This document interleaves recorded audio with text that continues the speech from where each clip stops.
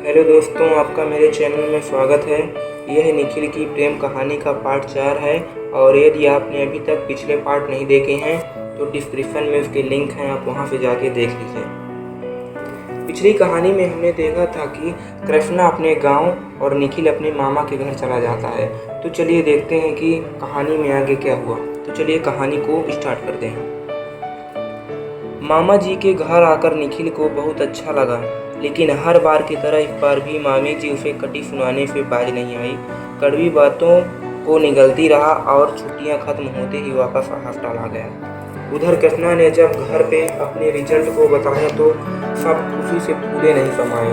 पापा भी बहुत खुश हुए और कहा, हम सिर्फ तुम्हारे पढ़ाई का महत्व समझना चाहते थे, इसलिए तुम्हें शहर में दाखिला दिलवाया था, पर वहाँ भी तुमने 1 साल बर्बाद किया और मुश्किल से पास हुए। बाद में नए कॉलेज में तुमने दूसरे साल में तो कमाल ही कर दिया। मैं बहुत खुश हूँ बेटा। घर वालों से विदा लेकर कृष्णा वापस शहर आ गया। उसे तो जल्द से जल्द निखिल से मिलना था। कॉलेज आते ही उसे निखिल क्लास में दिखा और कृष्णा जाकर उसकी पास वाली चेयर पर ही बैठ गया। लेकिन उसकी शरारतें अब भी कम नहीं हुई थी। लेकिन अब निखिल को उस पर गुस्सा नहीं आता था। धीरे धीरे वो उसे जानने समझने लगा था। अब अधिकतर वक्त दोनों का साथ ही गुजरता, साथ रहना, साथ पढ़ना। अमन और अमित भी उन दोनों के साथ रहने लगे। अमित और अमन में नज़दीकियाँ बढ़ गई और दोनों को एक दूसरे से प्यार हो गया। अब वो दोनों क्लास और कॉलेज में ज़्यादा नज़र आते थे। प्यार में दुनिया खूबसूरत हो जाती है, उस वक्त कुछ भी नहीं दिखता। लेकिन रवि को कृष्णा और निखिल का साथ बिल्कुल अच्छा नहीं लग रहा था। वो बदले की आग में जल रहा था। एक दिन कॉलेज खत्म होने के बाद अमन अमित के साथ फिल्म देखने चला गया। निखिल ने अपनी स्कूटी निकाली और जैसे ही निकलने लगा कृष्णा ने रोक लिया। कृष्णा, लिफ्ट मिलेगी? निखिल, क्यों? कृष्णा, वो अमित कार तो ले गया ना, तो मैं घर कैसे जाऊंगा? निखिल, ठीक है बैठो। कृष्णा, बैठो, मैं तुम्हारे पीछे बैठूंगा, लोग क्या कहेंगे? निखिल, तो? कृष्णा, तुम बैठो मेरे पीछे, मैं स्कूटी चलाऊंगा। निखिल पीछे बैठ गया। कृष्णा ने स्कूटी स्टार्ट की और बाहर निकल गया। उनके जाते ही रवि पेड़ के पीछे से बाहर आया और मुस्कुराते हुए कहा, जा बेटा, आज तेरी सारी हीरोगिरी निकल जाएगी। कहकर उसने हाथ में पकड़ा ब्रेक का वायर फेंक दिया। निखिल कृष्णा से बातें करता हुआ रफ्तार में स्कूटी भगा रहा था। जब कृष्णा स्कूटी चला रहा था तो उसने ब्रेक दबाया, लेकिन ये ब्रेक तो था ही नहीं। वो घबरा गया, लेकिन चुपचाप गाड़ी चलाता रहा और गाड़ी को रोकने के बारे में सोचने लगा।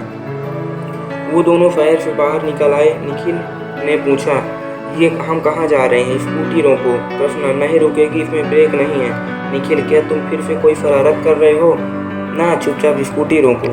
कृष्णा, अरे ब्रेक नहीं है। निखिल, ब्रेक नहीं है तो फिर स्कूटी कैसे रुकेगी? निखिल घबरा गया और कृष्णा को कुछ समझ नहीं आ रहा था कि क्या करें। स्कूटी ऊबड़ खाबड़ रास्तों से होती हुई बस जा रही थी। अचानक कृष्णा की नज़र सामने आई गाड़ी पर पड़ी और उसके आगे एक खाई थी। स्कूटी रोकना आसान नहीं था। उसने निखिल से कूद जाने को कहा, लेकिन वो मना कर रहा था। स्कूटी खाई के सामने थी। कृष्णा ने निखिल को स्कूटी से नीचे धक्का दे दिया। निखिल गिर गया, लेकिन तब तक स्कूटी तेज जा रही थी। कृष्णा को कुछ समझ नहीं आ रहा था कि सामने खाई थी, स्कूटी का ब्रेक नहीं था। उसने भगवान का नाम लिया और जैसे स्कूटी खाई के एकदम नज़दीक पहुंची थी, कूद गया। कूदने से उसके हाथ में चोट आ गई और फिर वो गिर गया। दूर से निखिल ने जब देखा तो वो दौड़ता हुआ आया तो बहुत घबरा गया। खाई के पास आकर वो जोर से चिल्लाया, कृष्णा, अरे यहीं हूँ, नीचे देखो। कृष्णा एक पत्थर को पकड़े लटका हुआ था। निखिल की जान में जान आई तो वो नीचे बैठ गया। खाई की गहराई देख उसे जल रहा था कि खुद को शांत किया। अपना हाथ कृष्णा की तरफ बढ़ाकर कहा, मेरा हाथ पकड़कर ऊपर आ जाओ। बिल्कुल नहीं, कहीं तुमने मेरा हाथ छोड़ दिया तो मैं सीधा ऊपर चला जाऊंगा। कृष्णा ने नीचे देखते हुए कहा, निखिल, तुम पागल हो क्या? इस वक्त तुम्हें मजाक सूझ रहा है? प्लीज़ मेरा हाथ पकड़ो और ऊपर आ जाओ। कृष्णा ने निखिल का हाथ पकड़ लिया। एक चीज़ जो दोनों ही देख रहे पाए थे कि निखिल के हाथ पर जो पत्ती का आधा निशान था वो बाकी का कृष्णा के हाथ पर भी था। जब दोनों का हाथ मिला तो वो निशान पूरा हो गया। कृष्णा के हाथ पकड़ते ही निखिल को अपने पूरे जिस्म में सिहरन सी महसूस हुई, लेकिन उसने उसे नज़रअंदाज कर दिया और उसे बचाने में लग गया। उसने पूरी ताकत से उसे खींचना शुरू किया। कृष्णा भी कोशिश करने लगा, लेकिन जैसे ही वो थोड़ा ऊपर आया उसका पैर फिसला और वो नीचे खिसक गया, जिसकी वजह से निखिल भी साथ साथ नीचे आ गया। अब दोनों मुसीबत में थे और बचाने वाला कोई नहीं था। कृष्णा ने एक हाथ से निखिल को पकड़ रखा था और दूसरे हाथ से बचने की कोशिश कर रहा था। उसने पूरी ताकत से निखिल को ऊपर की तरफ खींचा और गले लगाकर कहा, मुझे कसकर पकड़ लो। निखिल काफ़ी डरा हुआ था। उसने कृष्णा को कसकर पकड़ लिया। दोनों एक दूसरे के बहुत करीब थे। निखिल ने नीचे देखा और डरकर अपनी आंखें बंद कर ली। निखिल को मरते देख कृष्णा ने कहा, डरो मत, मैं तुम्हें कुछ नहीं होने दूंगा। कृष्णा ऊपर चढ़ने की कोशिश करने लगा, लेकिन हाथ में लगी चोट की वजह से उसे बहुत तकलीफ हो रही थी। वो बार बार कोशिश करता रहा और आखिर में वो कामयाब हो गया और ऊपर आ गया।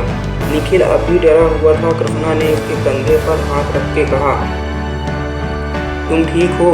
निखिल कृष्णा के गले लग गया और रोते हुए कहने लगा, हमें माफ़ कर दो, हमें नहीं पता था कि स्कूटी में ब्रेक नहीं है। आज तुम्हें कुछ हो जाता तो हम खुद को कभी माफ़ नहीं कर पाते।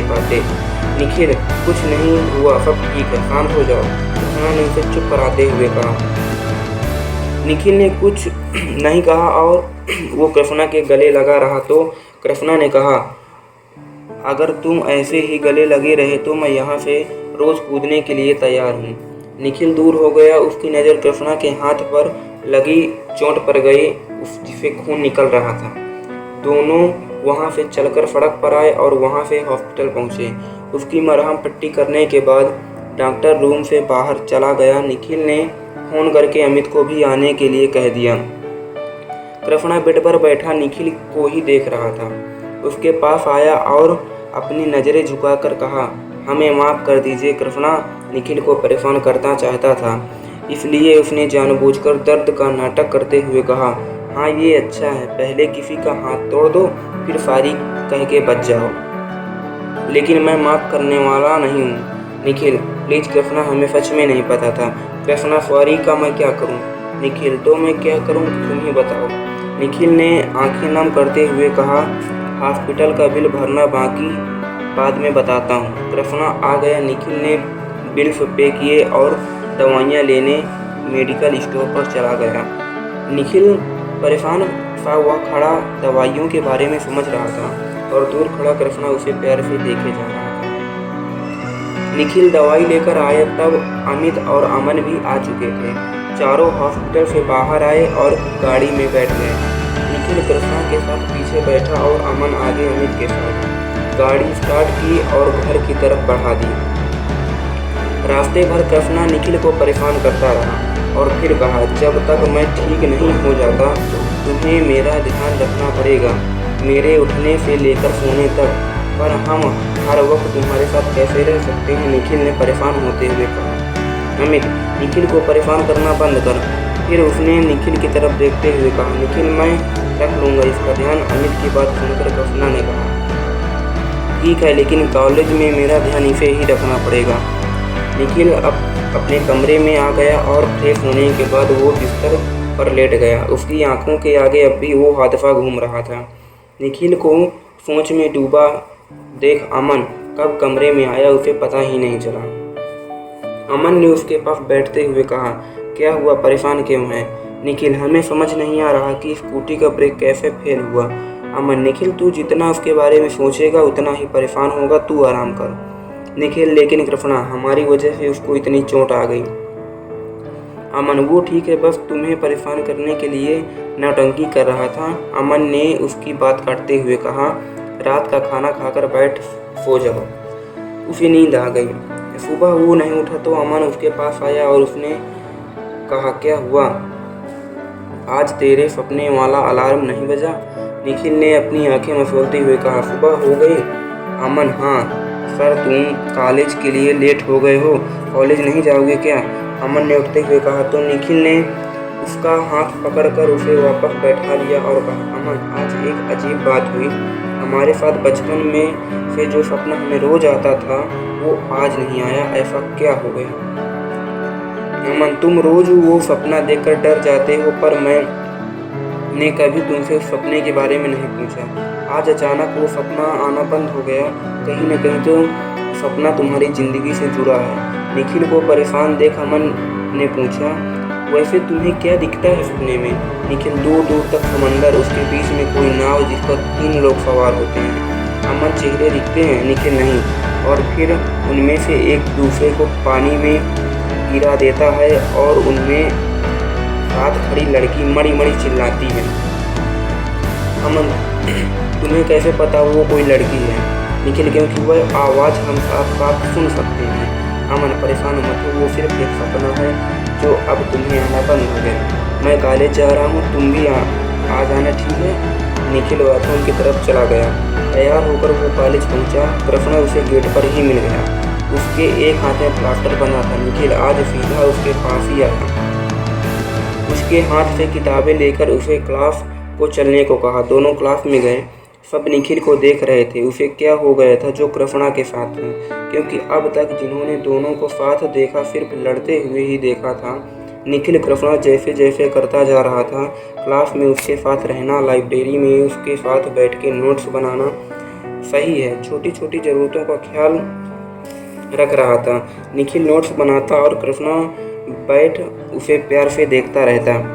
क्लास खत्म होते ही कृष्णा ने निखिल से कहा, उसे भूख लगी है, उसे लेकर कैंटीन चला गया। निखिल अपने साथ साथ अमन को भी ले गया। तीनों जाकर बैठ गए। कृष्णा ने खाना ऑर्डर किया और बैठकर निखिल को देखने लगा। निखिल ने जब उसकी तरफ देखा तो उसने कहा, ध्यान रखते रखते तुम थक तो नहीं जाते ना निखिल? मुस्कुराते हुए निखिल ने कहा, नहीं, पर अंदर ही अंदर उसे गुस्सा आ रहा था। वो ना उसे लिफ्ट देता और ना ही उसे अब झेलना पड़ता। निखिल ने ये सब सोचा रहा था कि ऑर्डर दिया हुआ खाना आ गया। निखिल ने खाने की तरफ इशारा करते हुए कहा, खाओ। कैसे खाऊं, दिखता नहीं हाथ फ्रैक्चर है, कृष्णा ने ड्रामा करते हुए कहा। दूसरा हाथ तो सही है ना, निखिल ने उसे घूरते हुए कहा। दूसरे हाथ में भी हल्का दर्द है, उसने मुंह बनाते हुए कहा। निखिल, है, अमन खिला देगा। निखिल ने अमन की तरफ देखा तो उसने कहा, हाँ हाँ, मैं खिला देता हूँ। कृष्णा ने अपनी सोच का उल्टा होते देख अमन से कहा, डार्लिंग, तुझे पता है अमित कहाँ है? वो सामने गार्डन में बैठे लड़कियों के हाथ देख रहा है क्या? उसकी इतनी हिम्मत, अभी बताता हूँ उसे, कहकर स्थान से उठकर चला गया। अमन नहीं समझा, लेकिन निखिल कृष्णा की चाल समझ गया। वह चुप रहा। भूख लगी है, कृष्णा ने निखिल से निवाला तोड़कर कृष्ण के मुंह में बढ़ा दिया। कृष्णा ने मुस्कुराकर खा लिया। निखिल का मन तो किया खाने के साथ उसे जहर भी दे दे, लेकिन वो चुपचाप उसे खिलाता रहा। खाने के बाद कृष्णा और निखिल कैंटीन से बाहर आ गए।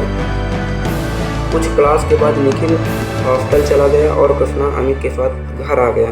तो दोस्तों, यह कहानी को मैं यहीं समाप्त करता हूँ। यह कहानी आगे और इंटरेस्टिंग होने वाली है, तो आप चैनल को सब्सक्राइब कर दीजिए। और यदि आपको यह कहानी का पार्ट अच्छा लगा हो तो वीडियो को लाइक कर दीजिए। मैं बहुत ही जल्द इस कहानी का पार्ट 2 अपलोड करूँगा। तो मिलते हैं अगले पार्ट में, तब तक के लिए नमस्कार।